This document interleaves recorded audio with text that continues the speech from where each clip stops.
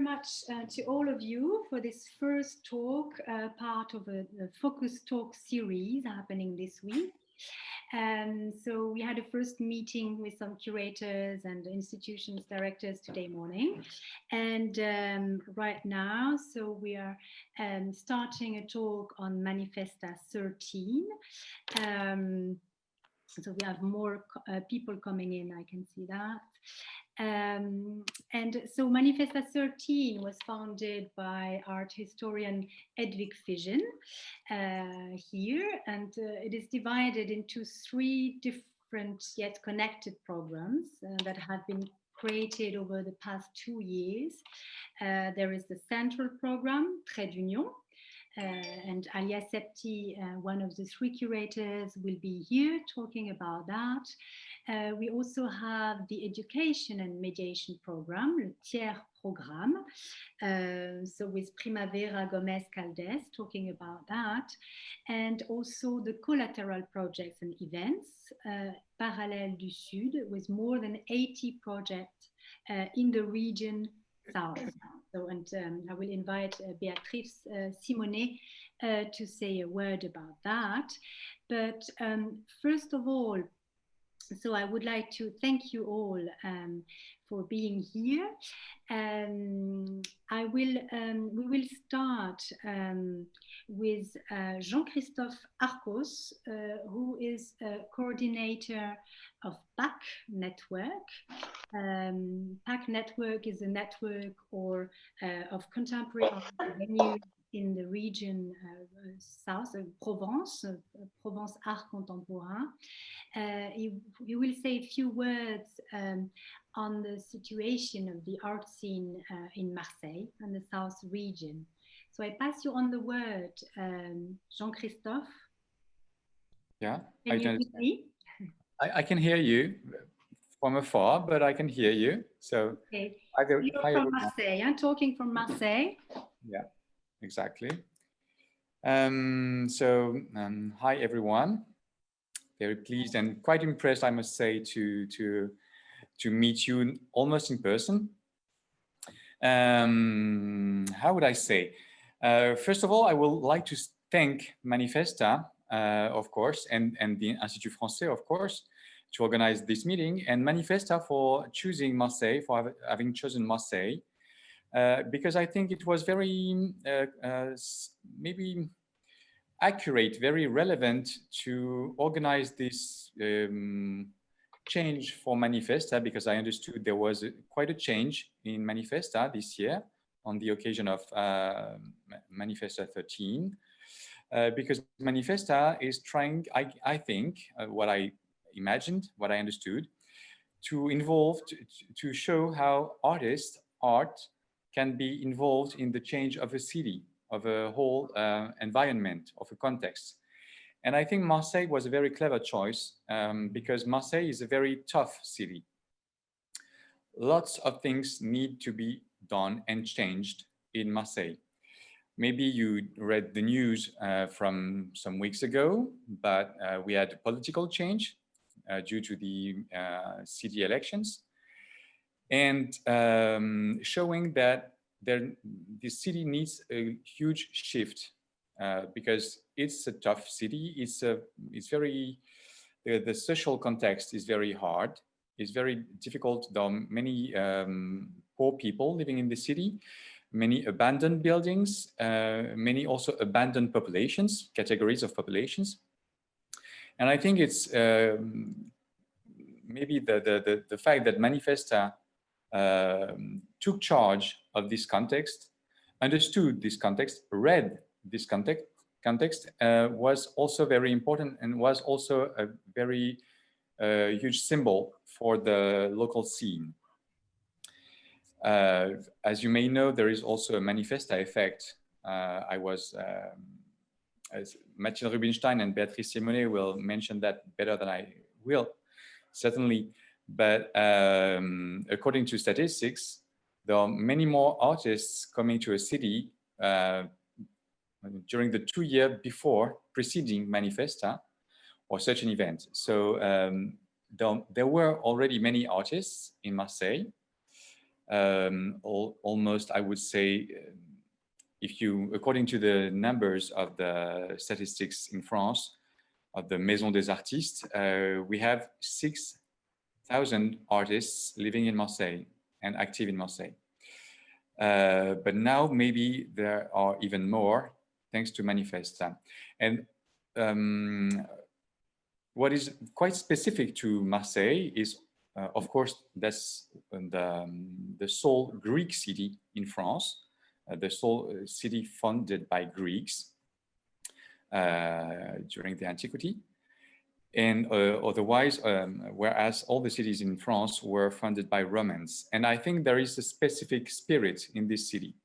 And also a specific way to move within the city, because the city is quite huge, actually, very large, it's very vast, and it's also very difficult to move from one point to another.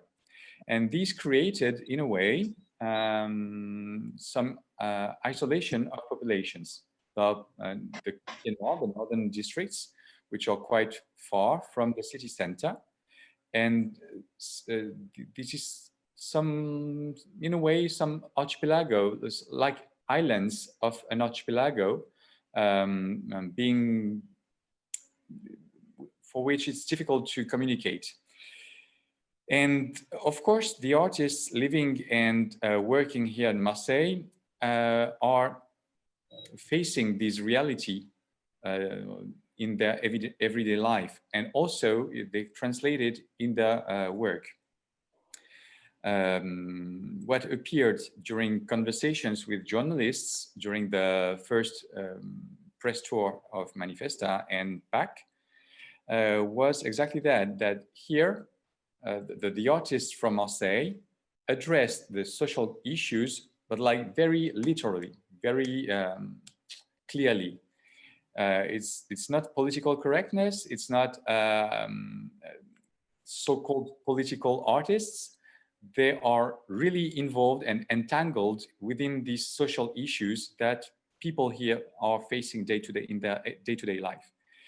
And that's also very important to underline that Manifesta had this, I guess, that the curators had this in mind, especially, I was yesterday in the school plot, in the conservatoire, and it was really clear that the whole exhibition of the whole exhibition part of Manifesta is about the notion of control.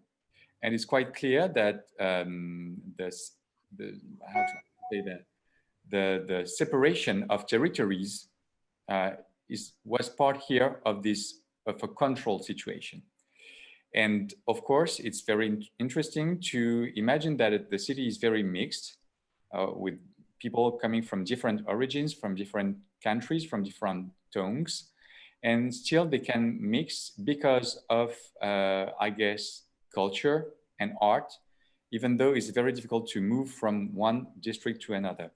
And there is a common language, there are common symbols that appear clearly.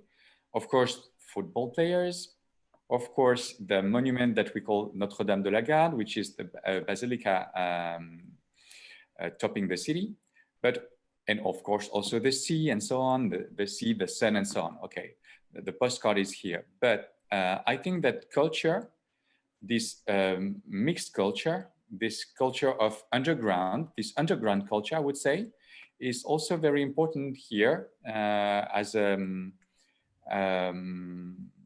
it's not only a spice, it's also a way to communicate from one community to another. And I think that that was particularly understood by the Manifesta curatorial team. Once that is said, it's also very important to underline that Marseille is a way of a cul-de-sac. You can't go farther than Marseille. And it's also difficult for artists living here and working here to go farther than Marseille.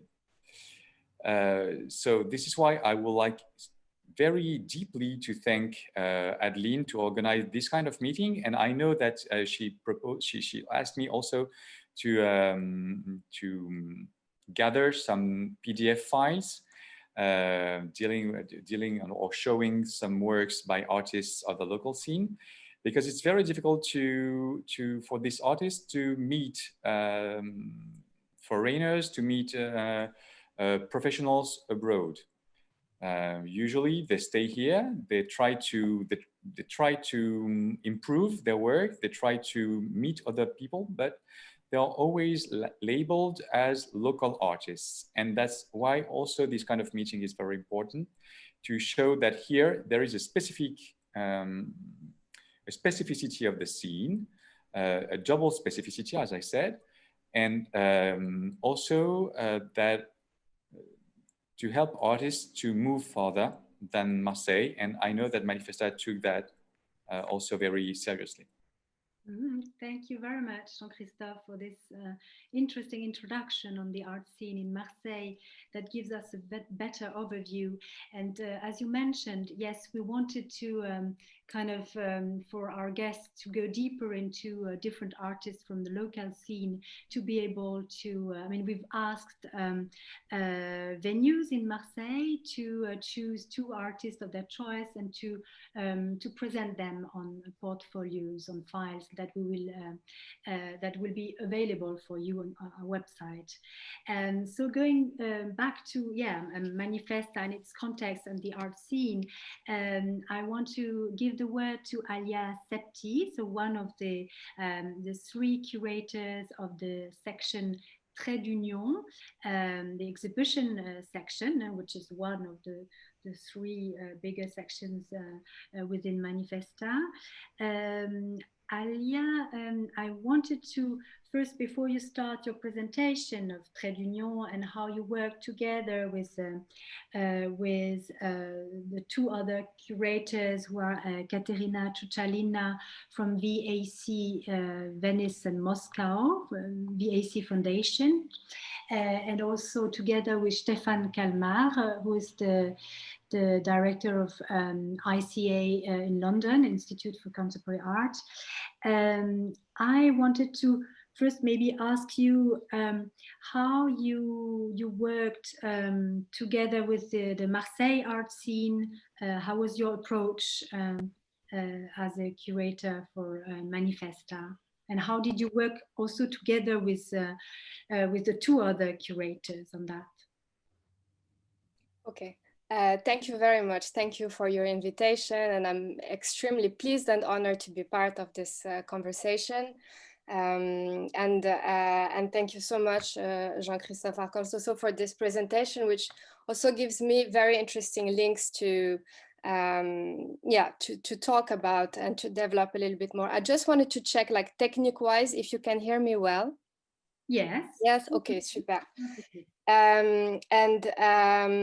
Actually, because we won't have like a lot of time, what I would like to do is, yes, on the one hand, to specifically address like this question of the methodology and how we tried to ground the biennial in Marseille, how we worked together, and having definitely this focus on artists, French artists.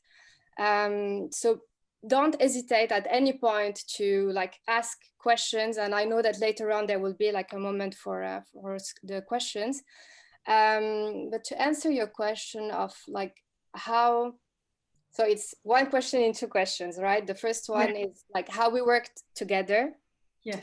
And the second one is how we worked with local artists in Marseille. So how we worked together, chronologically, how we started, we all got invited to work on this edition of Manifesta. We didn't know each other, so we all have been appointed separately. And then we met, and we've been, the year we started in November, in September 2018, and we had like a first meeting, all of us together. We were 4 curators during this type of the moment of elaboration of the concept, everything, for a year. We met in Marseille, I think like end of November 2018. And November 2018 is a very important date that has influenced a lot, has influenced us a lot, because in November, early in that month, it was the moment of the collapse of the buildings in Marseille. And a few weeks after that, that's when we were gathered together in Marseille to experience a place where, and that's one of the specificity of Manifesta, where none of us had worked previously. Some of us had already been in Marseille, but none of us had like a profession in Marseille. So like immediately the question of like how do we work in a city that is complex?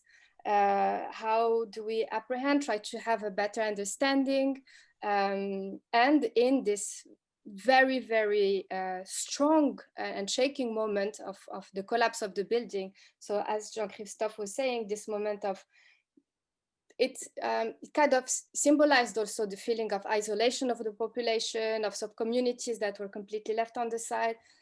And all of us, and that's also one of the beautiful thing about the Manifesta.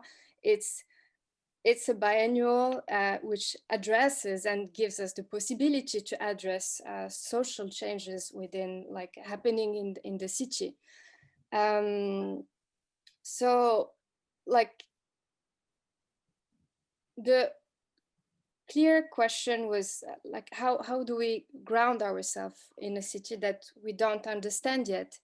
And like, there were different things, like structurally, yes, the 4 of us had never worked before in Marseille, though some of us had already been in Marseille, but the whole team of Manifesta, the curatorial team with the curatorial assistant, the production team, they moved to Marseille 2 years before. Some programs started, and you will see that more in detail, but Le Tiers Programme started its first exhibition 1 year before. And for every people who were hired specifically for this edition of Manifesta, the vast majority was already like working in Marseille. So we had, like, team-wise, a deeper, like, grounding in the city. That's one of the like, let's say, starting element. And then it was like constantly meeting with people, like, from very different backgrounds, from association, activist, independent cultural initiative, institution, and like this ongoing conversation of like trying to understand, and then, like, with the hope of working closely together leading up to the biennial. One of the example, I think, is that was then concrete, that became concrete during the moment of the biennial, is the work with the association Noailles Debout. Noailles Debout is, yes, this association that was also connected to the collapse of the building of the 5th of November 2018, and then who made this project with Le Tiers Programme, with the invisible archive of the Tiers Programme, to select, like, an object of the everyday that was connected to the collapse of the building. This object has been given to the Musée d'Histoire de la Ville de Marseille, and then it has been showed in le Musée Gros-Bel-Abadier, connected to the first plot. I know it sounds very much like keywords. Don't worry, I'm going to develop all of that, but I think, like, really this example of working closely with the local association like Noailles Debout, and how it has become like a concrete part in the exhibition that we will see later on at the Musée Gros-Bel-Abadier, gives a good example. What else can I say about this methodology and how we grounded? Yeah, like, first, like, grounding the understanding. The second part is how there is like, of course, like most of the biennial, you have on the one hand this international expectation and the local expectation, and how you create like a bridge between both. And when we started, and there was like the strong will to work with artists who are based in Marseille, and that's what we did, like through the exhibition and the public program. And I will develop later on the part of the public program. So it's grounding the understanding, working with local initiative and association, working with local artists, working with local institution. So there was like from the beginning on the choice of working closely in spaces that are existing institution. So there is, for instance, le Musée Cantini. You would have le Musée des Beaux-Arts, le Musée d'Histoire Naturelle, le Musée d'Histoire de la Ville de Marseille. So several cultural institutions where we decided to work inside these institutions. Voila. Mm-hmm. Another element, one of the key elements, of course, when we're talking about the grounding is like, who are we addressing? Are we only focused on an international audience, or beyond just saying we work with the local audience, what are the methodology? How do we work with this local audience? How do we approach the local audience? Of course, like one of the main thing, language-wise, it's clear, but also like the fact that we thought this whole biennial in terms of chapters, of plots, which we could then also open one moment after the other one. It also means that we didn't have this idea of, you know, opening the biennial for 3 days, focusing on a whole international audience, and then it's like a pétard mouillé and nothing happens. On the contrary, we wanted to work on this continuity. Another element is this connection, at least for me, because I was also part of the jury of les Parallèles du Sud, and like where from the beginning, where the jury took place, to be able to follow projects and to be part of the selection of projects that are happening internationally, locally, with local regional association. And that, of course, Beatrice will develop much more this part of it, but like also this idea of c'est une continuité. It happened, there were many things happened before, there was this momentum or this window of time of the biennial and things that will happen after, which kind of helped us to give a sense of methodology for like how we grounded locally the biennial. Mm-hmm. Okay, yeah, thank you, Alya. And I forgot to mention actually that you are based in Berlin and you are a director of IFA Gallery there. And can we go further with your presentation so that we can have a look at Trait d'Union, which is the part dedicated to the exhibitions you curated together with Stefan Kalmar and Caterina Ciuccellina. Let me try to share the screen. I don't want to overpromise. Let's see. Attends. The green taste, the green button, share screen. 1 second. PowerPoint, okay.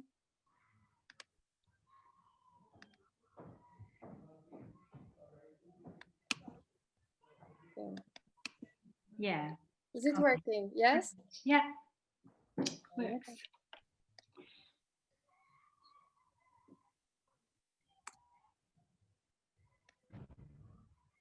Okay, and do you have it in diaporama like this or not? It's not full screen, but I suppose if you click on the play up there, I have it on the... Up there, yeah. Voilà, c'est bon, magnifique. It's a miracle. First time it happens. We should celebrate this moment. So I will focus on this, on the exhibition and its public program that we called Trait d'Union. well, first of all, why trait d'union, and why we have added S even when there were none. Is we wanted like trait d'union, like that translates as a hyphen. A biennial itself, like as this hyphen or creating bridges between different cultures, but also like we kind of addressed it in 3 levels. So the first one, you would have like the trait d'union, like geographically, because of the geographical situation of Marseille, being like in the southern shore of Europe, and this place of also connection between the Europe and Africa, North Africa. But also like this enclave. So this question of the trait d'union or trait de désunion was still very present geographically. As also within Marseille, exactly as Jean-Christophe was highlighting this point of this, when he was talking about, I like very much this idea of the archipelago, or these islands and this kind of places where the difficulties of communicating from one community to another, Trait d'Union was also like an attempt to highlight spaces, already existing spaces, of like connecting several communities together within the city of Marseille.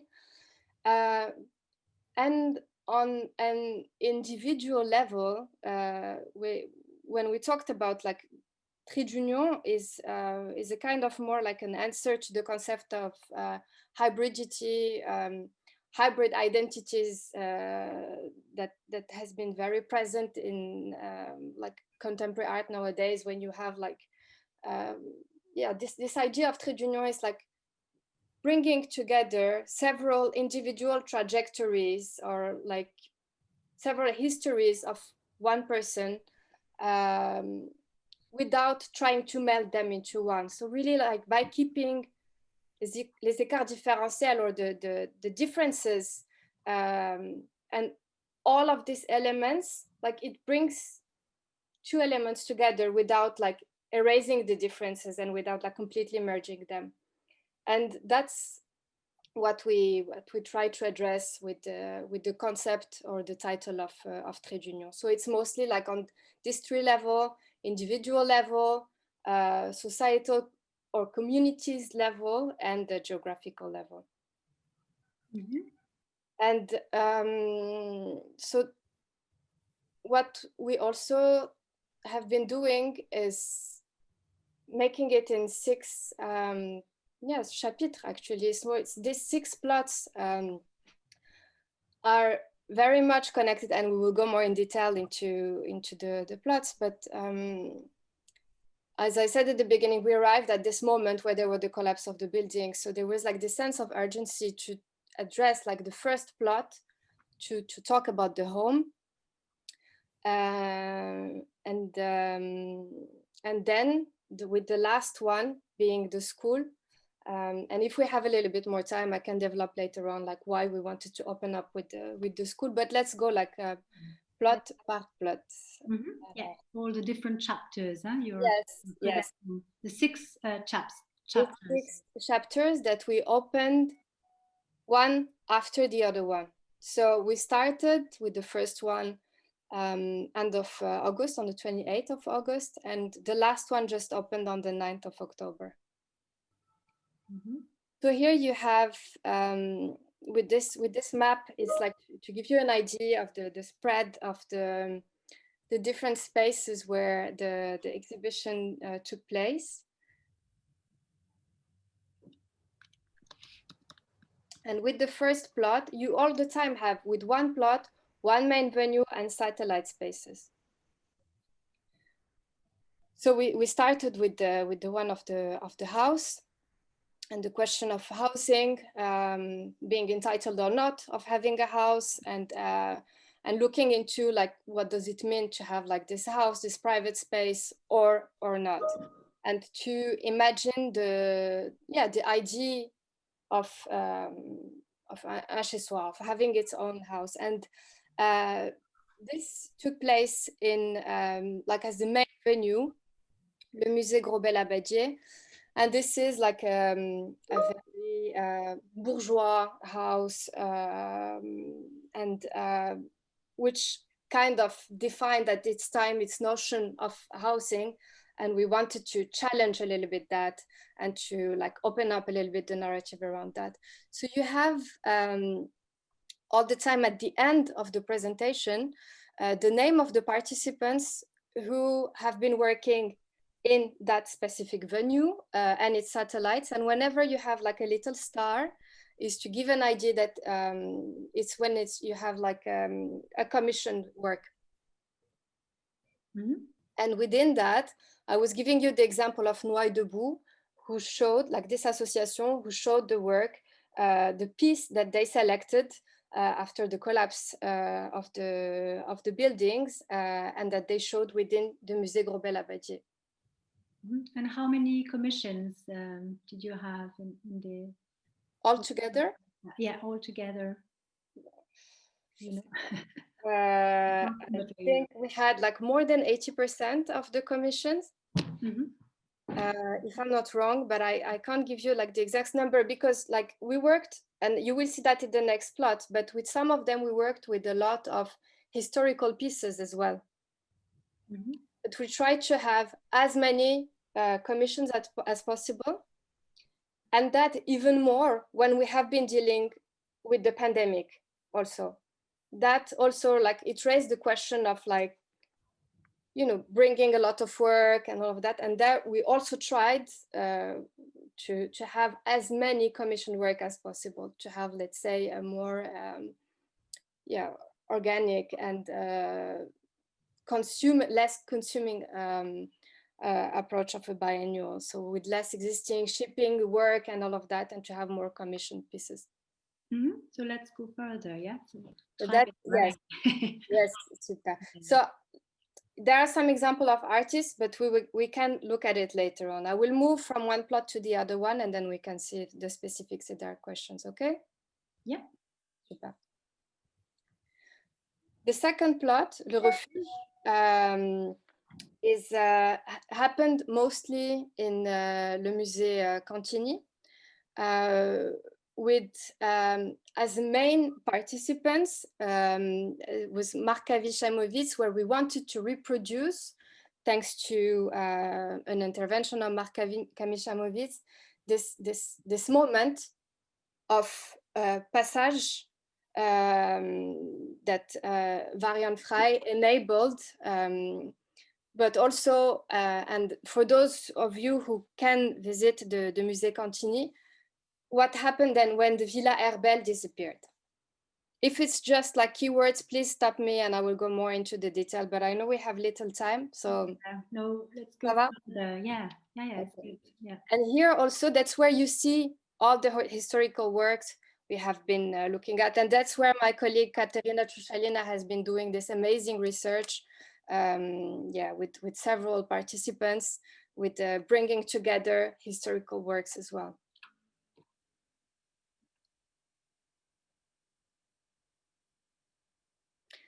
The third chapter, the one of the Almhouse, is the place of Vieille Charité. It has been like many things, but amongst other, it has been like a hospital, it has been an almhouse, it has been like a place for people who were considered as mentally disabled. It has been, now it's several museums.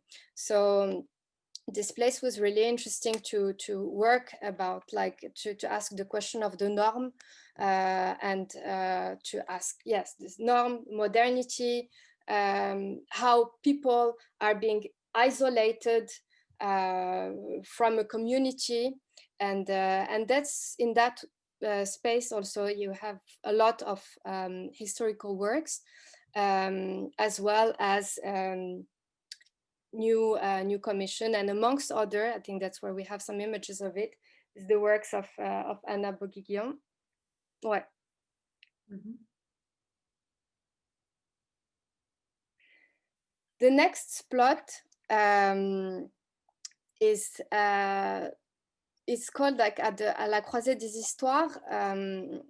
So we went to, and there are not so many city history museum, and here, like, it's the Musée d'Histoire de la Ville de Marseille. And you have to imagine that this space is very close to a centre commercial. Actually, you have to go through the centre commercial to go through the entrance of that space.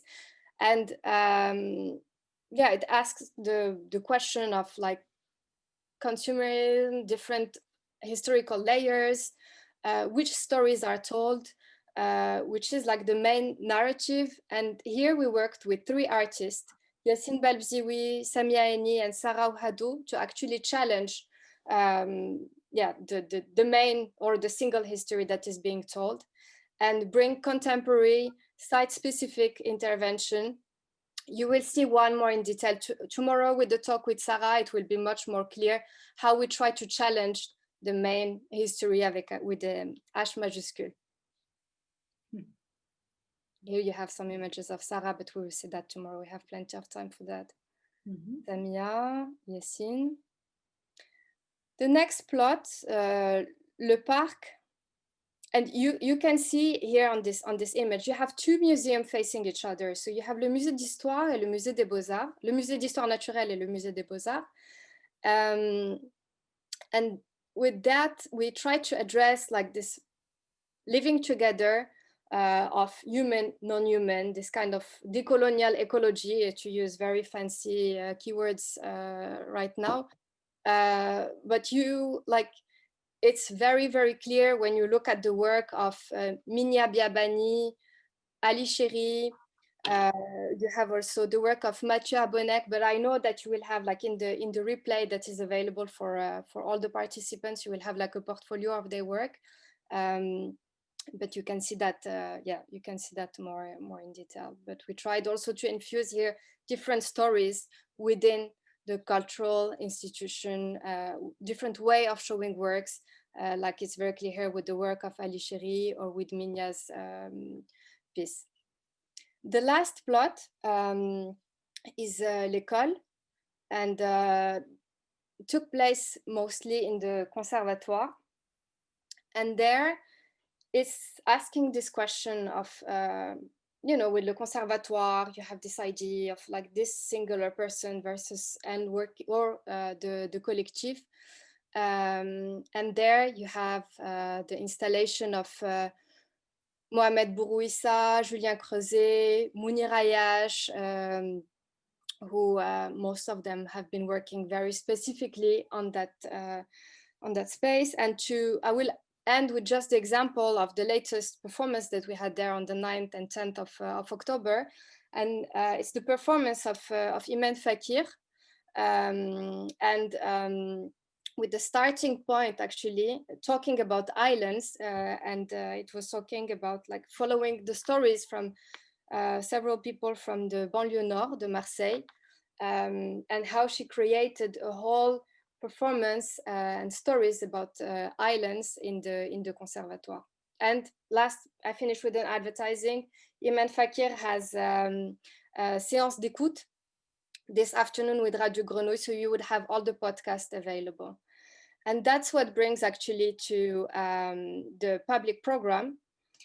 This public program, what we try to do is to have like how to diffuse outside of the space of the exhibition. So the radiophonic and the sonic dimension has been extremely present, and we have a partnership with Radio Grenouille through several séances d'écoute, the last one happening today with Imen Fakir, so with artists who have been participating in the exhibition, but also with artists who have not been participating to the exhibition. So for instance, with the Collectif Délétère, based in Marseille, with the sound curator Elena Bizerna, also based in Marseille.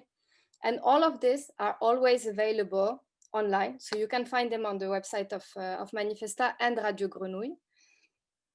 Another part of the public program has been these encounters on 2 main focus. The first one talking about restitution and how we're dealing with restitution, or how artists actually open up les imaginaires around the question of restitution nowadays. And that's also is available on the website. You have all the documentation available online.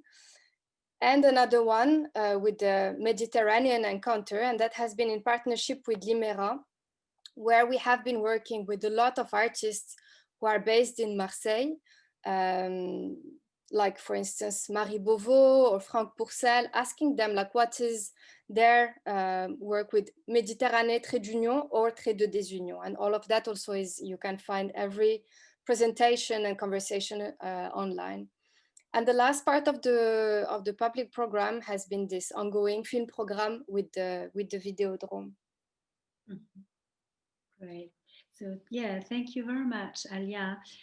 So it was interesting to have these different chapters to understand how you worked also with local initiatives, local artists and institutions.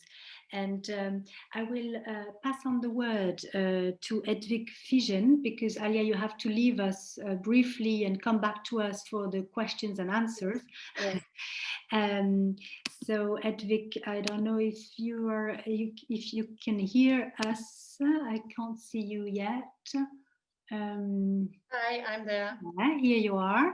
Yeah, because we started with Alya because she had to leave us, but it's very, important and interesting for us to know how it worked. How you worked as Manifesta. Did you work the same way with Palermo, working together with architects and doing a study beforehand? Before Manifesta started, it's quite a long-term work that started quite a while ago, and that would be very interesting to understand how it works. Thank you, Adeline. Thank you, Alya. Also, thanks for inviting Manifesta. I see two of my former colleagues, Maria Lavajova from Manifesta 3, curator, and Yara Bubnova from Manifesta 4. Also, welcome and nice to see you back. Indeed, Manifesta, I think there are two issues which are super important, and also to understand the change of, let's say, how Manifesta is different than any other biennial. First, we have a long-term process in which we work, and some of these processes are rather invisible. So as you know, that Manifesta is not focusing on contemporary art anymore. It's already in Manifesta 11, we focused on architecture in a collaboration with the ETH, but also in Manifesta 12, we worked with OMA, published Palermo Atlas, a kind of a foundational, we call it pre-biennial urban research, in order to make, let's say, a foundational base of making sure that Manifesta is very much focused on research, on knowledge production, activating knowledge which is already there. And at the end of 2017, I invited one of the members of the now education mediation team called Joanna Monbaron, who also worked for us in Palermo, Zurich, and Russia, to go to Marseille to do the extensive research. So she worked already 1 year before anybody came in. And then in 2018, March, I invited, together with a jury, Winnie Maas MVADV, who had already previously worked in France, to do an urban study, together with the Y Factory, which is part of the University of Delft, and the University of Marseille, which is called the Marseille Moment.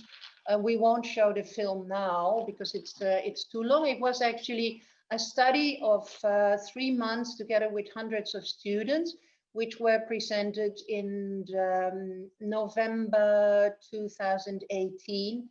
Actually, in the same time as the 5 November, the collapse of Rue d'Aubagne, which is very close to our office in the Espace Manifesta. And Winnie Maas presented the 1,200 pages of urban study, which is called the Grand Puzzle, for an audience and the political scenarios of the 1st of February 2019. What is very important is to contextualize that Manifesta started when the old regime of the Republican Jean Gaudin government was still there. And it was quite complicated that, the critical role Manifesta as a Trojan horse coming into the city is the critical part Manifesta always plays in each city was not always even so convenient for the former administration. And as everybody knows, that in 2020 we had elections in the city of Marseille. Now we have the first female socialistic green mayor, Michèle Riburola. So the Grand Puzzle was presented in the spring of 2019, but Winnie Maas and Marina Otero, who was member of the team I appointed, who is an architect and a curator at the New Institute in Rotterdam, when we were faced with the collapse of the houses in Rue de Bagne, Winnie Maas immediately said, I don't want to do my architectural intervention for which he was invited. But then we said, let's try to find out how we can involve citizens, the citizens of Marseille, the associations, the political activists, inside discussing the impact and the outcome of the Grand Puzzle. And that became a new project, which is not so much known within the world of contemporary art. And we were very much inspired by David van Rijbroek, a cultural philosopher from Belgium, who founded the G1000, which is a deliberative democracy tool instrument, and which we turned into citizen assembly, 22 workshops, which were called Tous les tours les possibles, and which were organized by local city activists called Moving Marseille, Utopia, Fabrique du Nord, and Marseille Solution, Tariq Ghezali and Joke Quintens. And what is maybe interesting, due to COVID-19, 22 of these workshops were organized with more than 500 Marseillais. They wanted to do more workshops, but it was too difficult to gather together. They did some of these workshops on a more digital context. And what is interesting, and that's what, of course, many people are asking, some of the projects Winnie Maas and Tous les tours possibles were envisioning for the future were stopped because these kind of actions could not continue because of COVID. Now there are discussions with the new government, with Jean-Marc Coppola and Michèle Riburola, Sébastien Barle, how to involve in the next half year let's say, the outcome of the Grand Puzzle, the outcome of Tous les tours les possibles, and the outcome of the citizen assembly, maybe in organizing a permanent assembly, and maybe organizing some of, or realizing some of the ideas. So it's a little bit of a larger context which, in which each Manifesta now is taking place.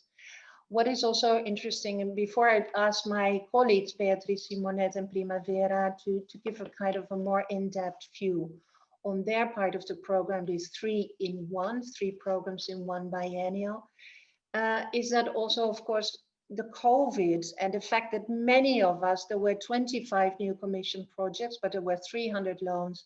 Many of the artists could not move to Marseille. And also it forced us almost like to rethink what could be, let's say, the intrinsic problematics of biennales. What Manifesta is becoming 25 years next year. Should we also not critically reflect upon our own practices, about a nomadic event, about the way we operate? And I can say that this morning we did a series of workshops with the current Manifesta host cities, and from next onwards we do workshops within our own team, also to think about, shouldn't Manifesta change its own practices, and in which way can this be done? But I think it's very interesting in the short time we have also to invite Primavera, who's a member of the educational mediation department, and to reflect maybe upon the part which is called le tiers programme et le tiers QG. Would that be okay, Adeline? Yes, fine. Yeah, Primavera. So you can start your microphone. It's turned off, and we'd be happy to hear about le tiers programme. Yep, thank you very much. Hello, everybody. So I'm part of the education and mediation team. So basically I'm gonna introduce you to our project. Maybe first I would like to talk a bit about the tiers programme, which is actually, so basically mediation and education department, and that is called tiers programme, which kind of emphasize this kind of third gaze, that is kind of peripheral from the institution, so that you can have this like different angle, like a little bit on the side kind of gaze. And this is actually how we work in this tiers programme. The center, the heart of tiers programme is how you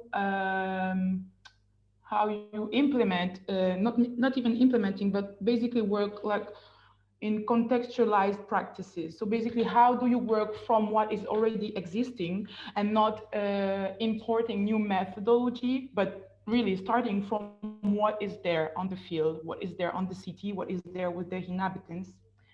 And that's basically how the tiers programme, but also the tiers QG and the project Invisible Archives was born. As Hedwig said, Joanna Monbaron, who is my colleague in the Education and Mediation department, was the first in Marseille, and all our programs are based on this research. So maybe I was thinking to share with you, maybe not the PowerPoint in the end, but our Invisible Archives website, which is talking way better than me. But I was wanting first to tell you that like one of the specificity of Marseille is this like, how would I describe that? This immense number of associations. We have like more than 20,000 associations in Marseille, and this is a lot. And actually, having so much association has already actually shaped the history of Marseille and shaped the cultural and social life of Marseille. So basically, Invisible Archives, wait, I'm gonna try to do this. So share the screen. Yes, it's starting. Is it? Yeah. Is it working? Yes, very well. Yes. Perfect. Perfect. So Invisible Archives is actually kind of big project. It's one of the biggest projects of the education and mediation team, which is a program of 8 exhibitions who invited associations and artists to work together on the archives of the association.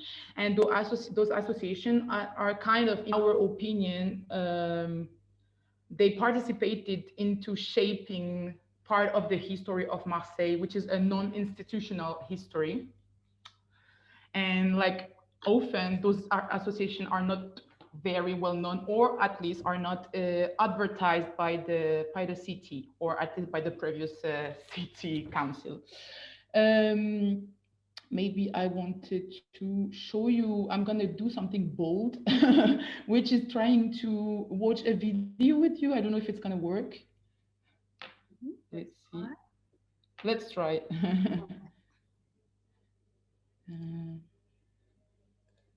Let me know if you can hear the sound.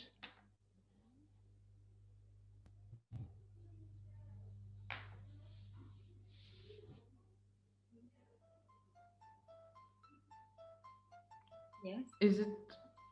Yeah, we can hear the sound, the music. Perfect. Yep. Perfect. It's a 5-minute teaser.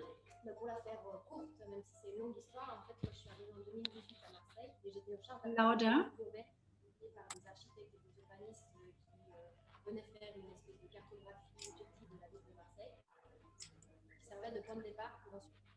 Sorry, I'm trying to have the good quality so that you can read the subtitles, English subtitles.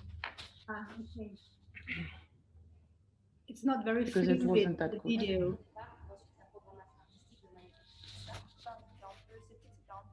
Yeah, we can see the subtitles in English. You cannot see the subtitles? Yes, we can. Oh, perfect. Okay.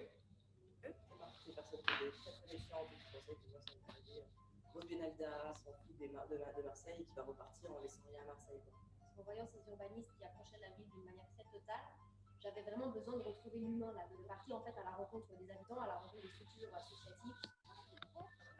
La première fois que j'ai lu sur les artistes invisibles, je me suis dit, waouh, en fait, Manifesta, c'est pas ce que je pensais. Mais en collaboration, un artiste et une structure. J'ai compris que Manifesta ne vient pas là, puis ensuite imposer son art, mais aussi de travailler avec les acteurs locaux de la ville. I actually remember that day when we were in the office with Joanna and she was sharing like all the maps and the research that you did, and we were just sitting like, we need to do something with all this information. Like, what do we do with this? How can we translate it and make it part of the biennial program of education and mediation program? Because it was a way of also learning and understanding Marseille.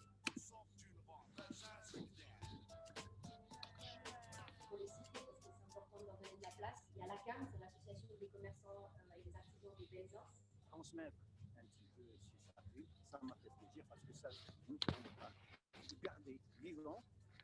Les excursionnistes marseillais, qui ont 120 ans et qui ont joué un rôle important dans le balisage des territoires périurbains de la ville de Marseille. Collaboration ideally is about mutual discovery. You know, that you get to maybe you get to find something out, and maybe get to show somebody something about themselves that they didn't know, and you get to discover something about yourself that you didn't know. C'est la coopérative Hôtel du Nord sur la question du patrimoine. La coopérative Hôtel du Nord invite à venir marcher. Si c'est vrai que c'est Arménie, Corse, je ne sais pas si la même magnifique que c'est les cacahuètes. Ensuite, on avait l'association Made in Marseille, qui est autour d'un quartier spécifique de Marseille dans le nord, qui ne pas la place des gens. Ici, en ce moment, on a l'exposition autour du fondateur d'un centre-ville pour tous, qui est une association qui a beaucoup fait pour le logement à Marseille. Quand vous êtes arrivé avec ce projet-là, les archives invisibles et la liste des associations, je me suis dit que c'était absolument formidable. Je me suis dit quand même, ça fait un peu promo, je voulais éviter. Pour moi, c'était exactement la puissance de Marseille, les associations que vous avez invitées. C'est la puissance des Marseillais, c'est la puissance de ceux qu'on ignore justement, ou c'est la puissance des habitants, tout simplement de Marseille, qui nous laisse de l'espoir assez souvent. Oui. On va avoir une exposition avec la Visuels Musical School, qui est un centre d'enregistrement à la Saline. Parce qu'on nous a toujours regardé aussi comme une structure qui fait du rap, des gens qui ont des petits jeunes. Moi, j'ai 52 balais maintenant, et on me regarde toujours comme un petit jeune parce que je parle de rap. Et c'est quelque chose aussi qui m'a toujours énervé. Je voulais montrer que c'est une vraie culture déjà, le rap, en soi, le hip-hop, etc. Derrière cette culture, il y a énormément de choses qu'on peut développer et qu'on a développées aussi. L'association Mémoire des sexualités, qui elle répertorie un peu l'histoire de la communauté LGBT+ à Marseille depuis 40 ans. Je dois faire ce qu'il y a à faire, et j'ai toujours comme en arrière de ma tête le sentiment d'avoir une communauté qui attend. C'est un tout petit projet d'expo, hein, ça, mais il y a quand même une forme de responsabilité qui est assez comme, ok, pas que je me plante, parce qu'il y a tellement rien.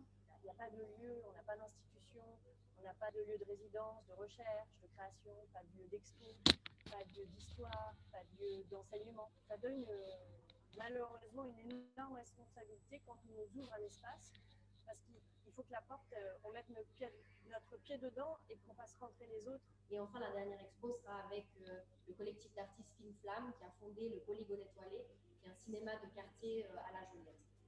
Prenez-le en sérieux, en fait, parce que eux, ils ont construit Marseille et eux, ils construisent toujours Marseille. Prenez-le au sérieux, quoi. Ça, je trouve que c'est vachement important dans les archives invisibles. That's it. So, yep, I hope everybody was able to kind of watch it. Yeah, I mean, sorry, the sound was not optimal, but we could read the subtitles, and so we got, that, I mean, we understood that you worked a lot with associations together, based in Marseille, like this rap associations, for example. Yep. So, I mean, you could also go to the website and watch it again if you want it in better quality. So I'm sorry if it wasn't that good. But yes, basically, it's a project that really was like kind of working on collaboration, like how do you work with people and how do artists work with association, and also inviting artists was like the idea of like how do you also have this third gaze in this art practice, and also how do we actually learn about all those association practices that have been shaping Marseille history. So this is for the Invisible Archive. This Invisible Archive is actually presented in a space that is called Tiers QG. Maybe it is time to go to the PowerPoint. Yay. Yay. Yeah, it's coming. Yep. Mm-hmm. Yeah, you can see it. Maybe. How do you play accueil? Do you want to show us the Tiers QG, the space, huh? That is Yep. program, yeah. I'm just trying to have the full affichage.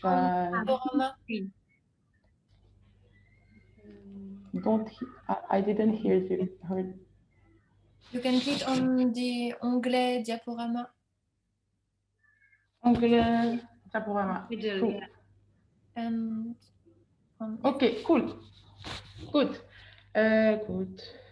So this is one window of the Tiers QG, and basically Tiers QG is a space in a really central neighborhood of Marseille, which is also not that well known, or at least not that advertised by the cities, by the city council, and also in the touristic way of presenting Marseille, Besançon is very absent.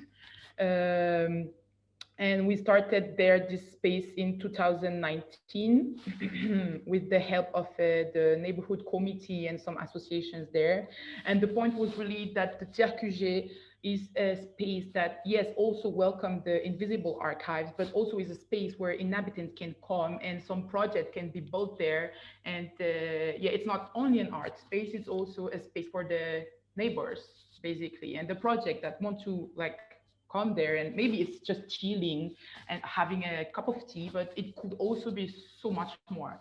So yes, it was this kind of hybrid space that we wanted to build up. We had some success and some not that successful stuff, but yes, stuff happens there. And yes, it was a big project for us, magician and education team. So yes, that was for Invisible Archive and Tiers QG. That you can still come and see the last exhibition that will be open next week with a neighbor cinema called Polygon Étoilé. So you will be welcome to come. And then we have this project called Groupthink, which is a project where we invited this Danish artist, Stine Marie Jacobsen, that arrived in 2019, beginning of 2019. Right in the middle of Yellow Vest, reform of every high schools and so on. So a lot of different protests happening in Marseille. And when she arrived, knowing that she actually worked a lot with in space where how do you call that, war space, and she called herself peace builder. And when she arrived in this context of a protest, she decided to go to the schools and see what's happening there. And after interviewing teachers and students, the students were like, okay, you know, like this, like in these days, we don't have space to actually talk about what matters.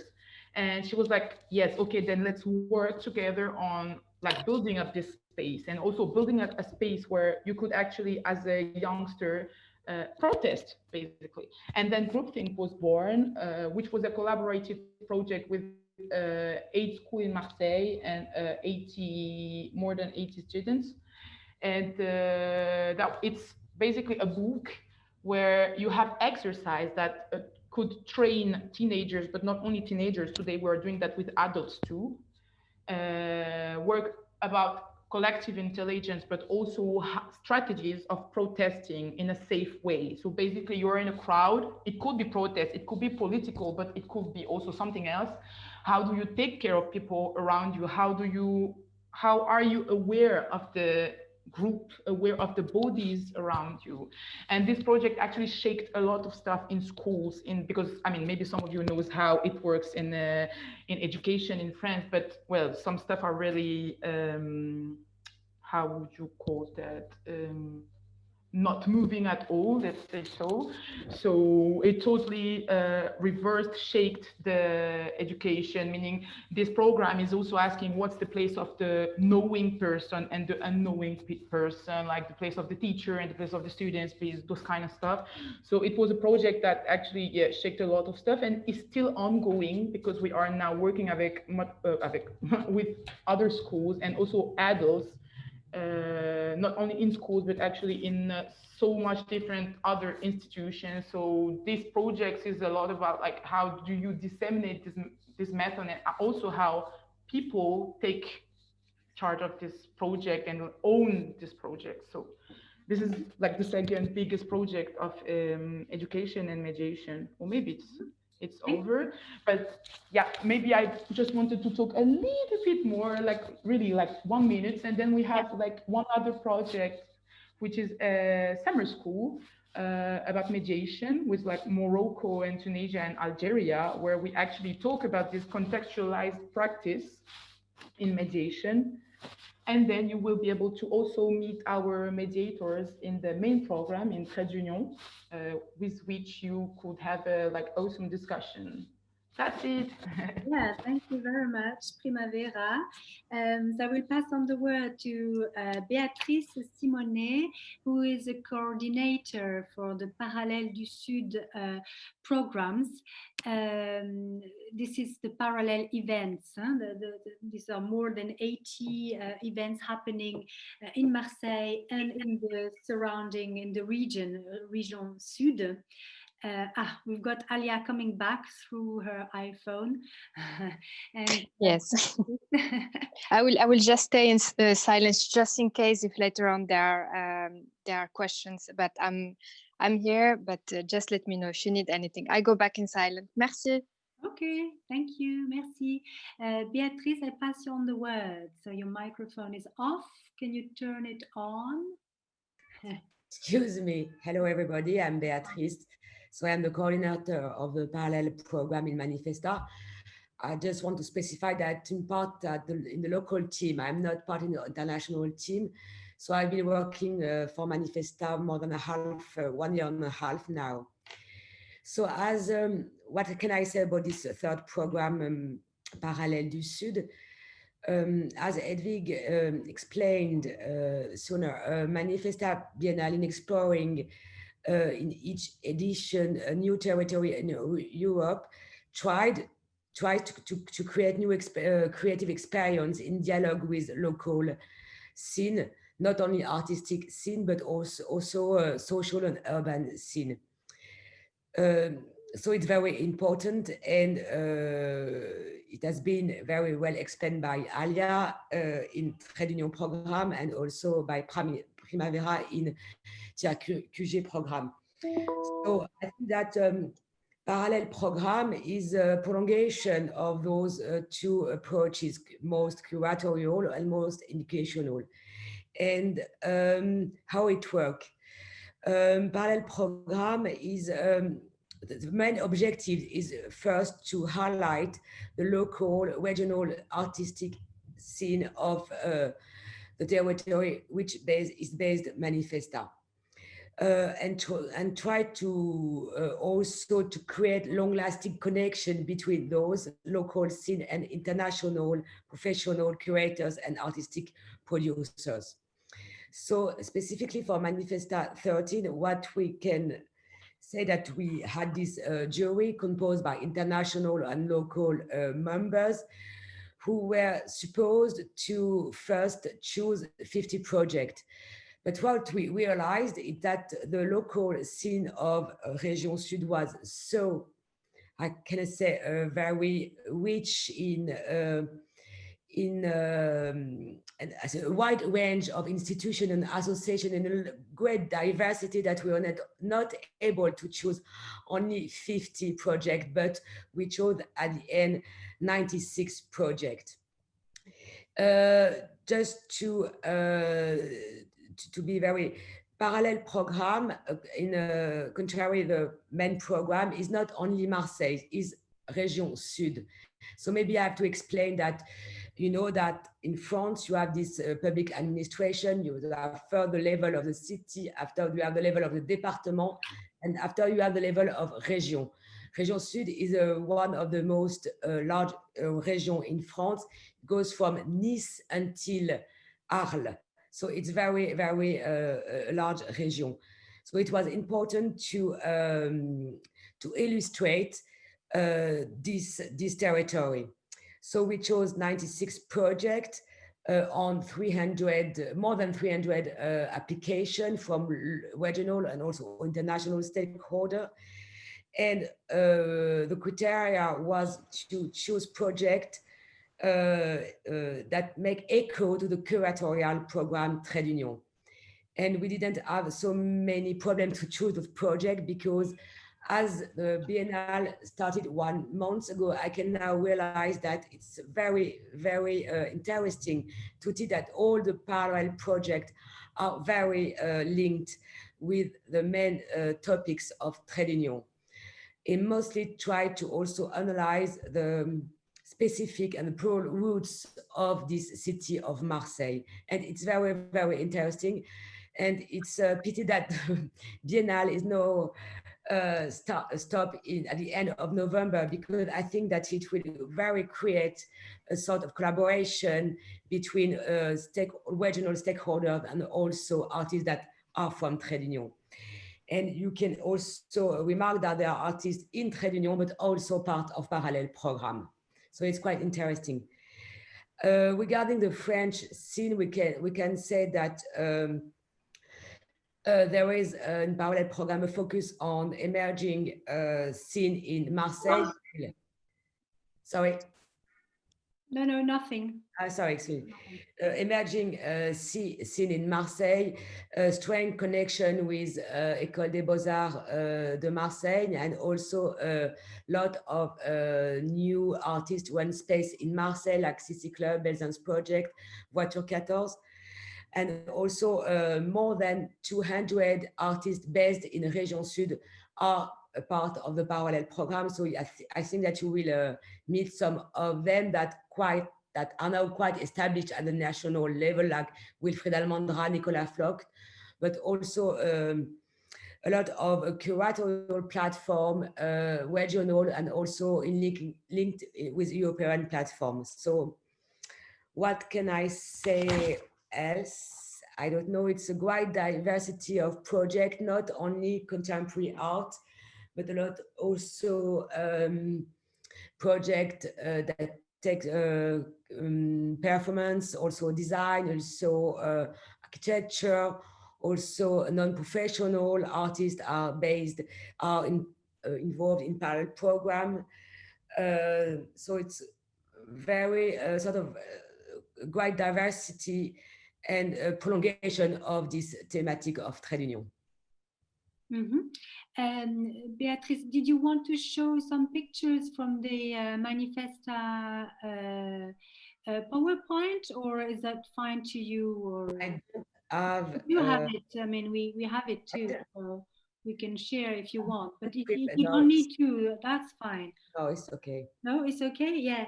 So thank you. Yeah, thank you very much. Yeah, as you mentioned already, so there are these exhibitions, so we will be able to listen more to the artists. For example, Nicolas Floch, who is exhibiting at Frac PACA in Marseille. So we will be able to listen to him on our talk series.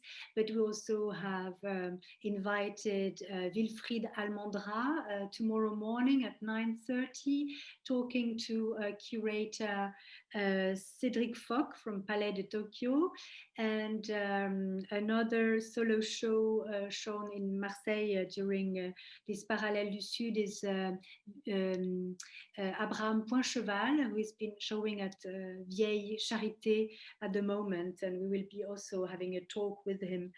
Yeah, so I mean, thank you very much, Beatrice. I don't know, I mean, we still have a bit of time for questions. So if you want to ask questions, you can raise your hand, and then I can give you the word, or you can also ask the questions in the chat. So Alya is still here too, so she's back, so here. So if you have also questions to Alya, Primavera is still here.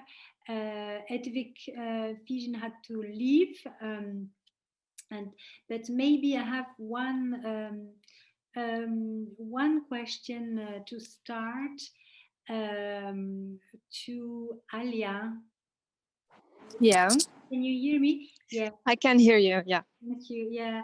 So I was just wondering, so you presented the 6 chapters that were opening in different steps. I mean, step by step. It started on the 28th of August, and it opened, I think, in 4 steps, as far as I. In 6 steps, actually. One. Steps, yeah, okay. yeah, One yeah. after each other, until the middle of October. And was it part of the original concept, or was it something you had to adapt because of the COVID situation? Or it was actually, we wanted to have this to address it in several plots, or actually how we thought about it is different scenario. So it has always been thought as different moments, different chapters.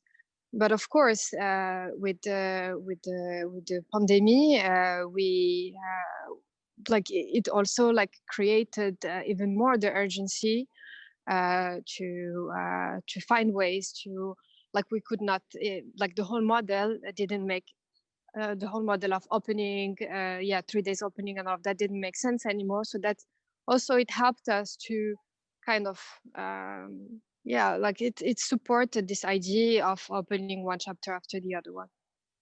Mm-hmm. And how was the impact in general of the pandemic to Manifesta? I mean, Primavera and Beatrice, do you have a few examples how it affected you in the events you organized? And part of the parallel events, mostly 80% of the participants of the parallel events were waiting for the decision of Manifesta to consult to report, and most of them adapted their project in the frame of the report of Manifesta. But from 96 projects now, currently there is 85 ongoing project. So there were 1 or 2 cancellation, but not so much. Most of the regional partner readapted their project in the frame of Manifesta from the 28th of November of August until the end of November. It was very important for us to start at the end, the Biennale at the end of August, to be also in solidarity with the regional scene, because of the cancellation of Artorama and Rencontre de l'art Contemporain. So that's why also we decided to open gradually from the end of August until 9th of October. Mm-hmm. And most of the parallel project follows these gradual openings. All right. So thank you. We have one question from Maria Hlavajova. I give you the word, Maria, if you can hear me. If you want Thank to you. ask Yeah, I could not locate the raised hand amongst the tool. I'll do my homework. I just wanted to ask to Primavera primarily. It's extremely rich array of events and projects, and I wonder whether they would happen without Manifesta.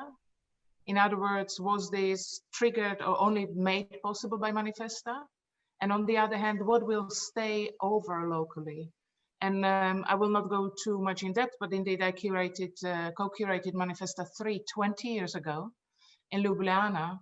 And I recall the drama it left in the city because it to a great extent suffocated the local potential rather than living things around. This is how I experienced it, because there was this huge international UFO landing on very fragile scene. So I'm curious, this two-part question, would this come to life without Manifesta? And what will stay of it as a kind of sustained infrastructure once the Manifesta 13 moves to another part of Europe, essentially? Thank you. So your question is about the tiers program itself, the project of tiers program. Oh, okay.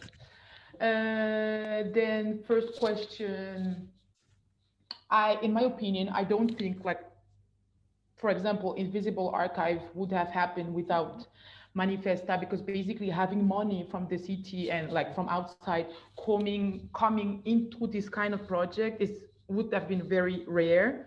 And especially in the context, political context of before, the old city council. So I think without Manifesta, Invisible Archive wouldn't have happened. And also because this thing of, how would I say that? Institutionalize this kind of stuff, this association work, and like bring together like this in an institutional way would have been very impossible, because like those are two words like that were very separate. So it would have been super hard, in my opinion, at least. Maybe I'm wrong, but well, in my experience as a local person of the association scene, it would have been maybe impossible. Then for the legacy, let's say so, Invisible Archives is for now working on the how could it go further. But the most interesting thing is that after every exhibition and work together with the association and artists, the association all actually started this archiving process. And they all started to think, what does it mean to archive their own association life and their own association history in the context of the city history.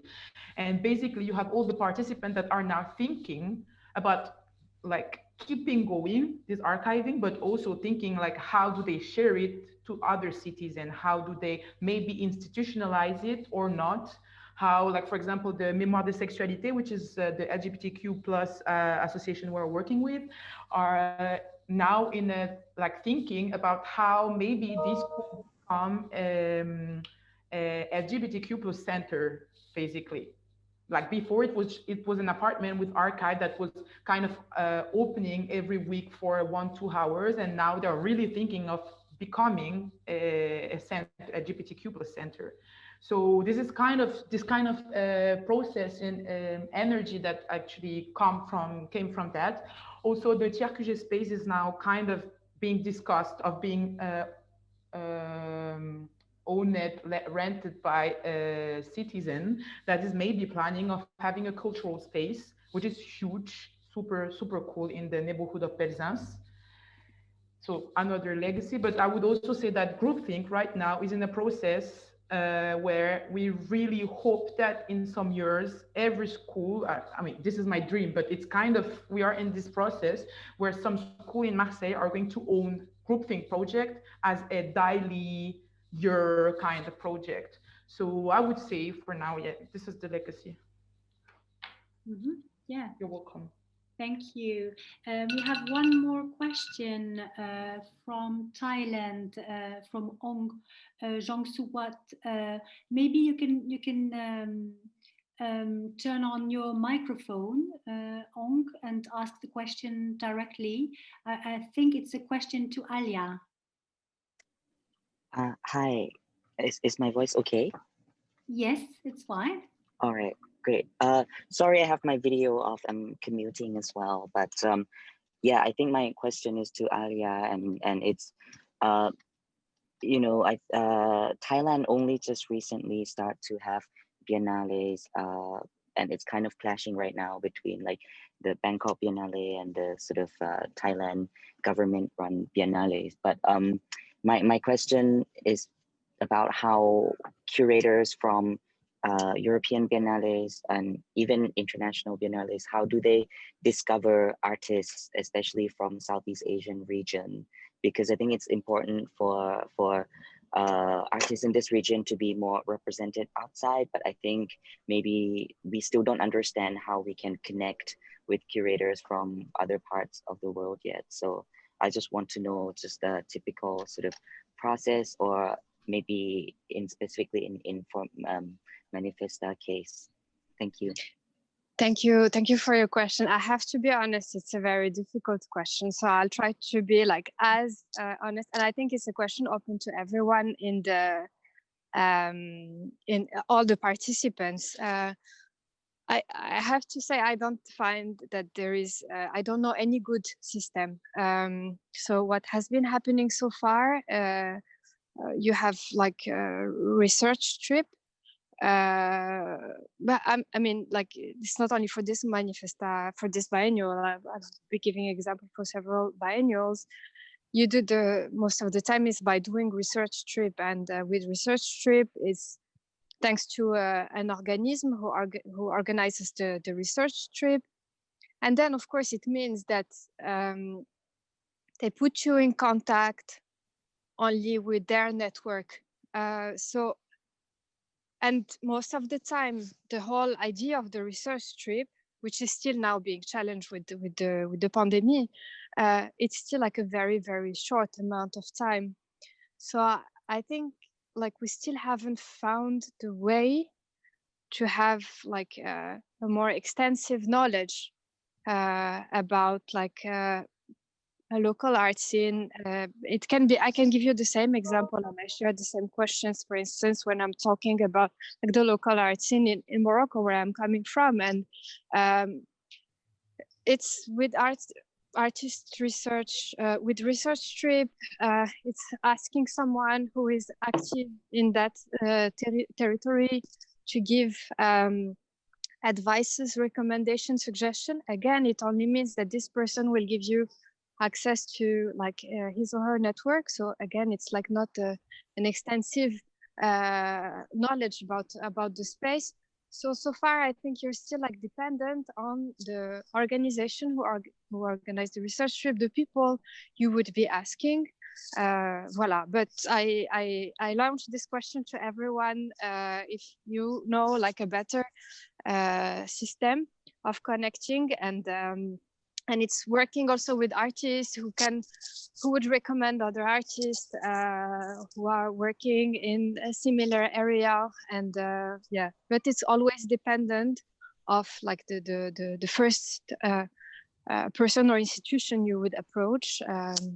And then of course you have like les centres culturels, les ambassades, but again, it's like you can't have access to like an extensive approach of a specific regional scene. Mm-hmm. Thank you, Alya. And maybe the last question would be, I mean, to follow what Maria asked to Primavera, would be what for you, I mean, what do you wish that will stay over from Manifesta 13 as a curator? What do you wish will stay? For me, I hope what we try to do is exactly not to arrive as an UFO. And even though like it's not a Marseille-based initiative, even though we're not Marseille-based curators, I think it's very clear with the work of le TRQG, les Parallèles du Sud, like. And also what we have been trying to do is not to inventer la poudre or réinventer la poudre and to say, hey, we come and we create spaces to work together. It was more like highlighting, bringing together initiatives who are already doing that, and associations who are already doing that. And sometimes what happened in this last 2 years, it's true that some associations, some cultural institutions were not working yet closely with each other. And that happened during the moment of Manifesta. There were like a series of workshops that have been launched during the moment of Manifesta, because like there were some spaces when we were working together. And I just hope that at least these conversations that started during or continued, but more like strengthened during the moment of Manifesta can continue. Mm-hmm. Yeah, thank you. Thank you very much, Alya. And thank you very much to all of you, to Primavera, to Beatrice, to Hedwig, who has gone already. And so we are carry on these talks tomorrow at 9:30 with a conversation between Wilfried Almondra and Cédric Foch, curator. So thank you so much to all of you. Bye-bye. Thank you.